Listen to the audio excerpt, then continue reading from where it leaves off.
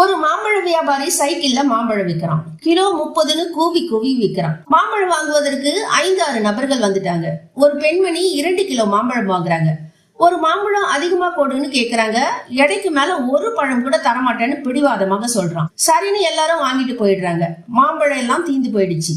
வியாபாரி வீட்டுக்கு போய் பணம் எவ்வளவு இருக்குன்னு கணக்கு பாக்குறான். 2 கிலோவுக்கு வர வேண்டிய பணம் அவங்கிட்ட இல்ல.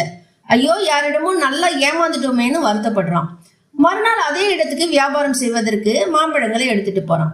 அங்க நேற்று மாம்பழம் வாங்கின அதே பெண்மணி, உங்ககிட்ட 2 கிலோ மாம்பழம் வாங்கிக்கிட்டு பணம் எடுக்க போனேன். ஆனா நான் பணம் கொண்டு வர்றதுக்கு முன்னாடியே நீங்க போயிட்டீங்க. இந்தாங்க உங்க பணம் 60 ரூபான்னு கொடுக்கறாங்க. வியாபாரிக்கு ரொம்ப சந்தோஷம். அந்த பெண் கிட்ட 1/2 கிலோ மாம்பழத்தை பணம் வாங்காம கொடுக்கறான்.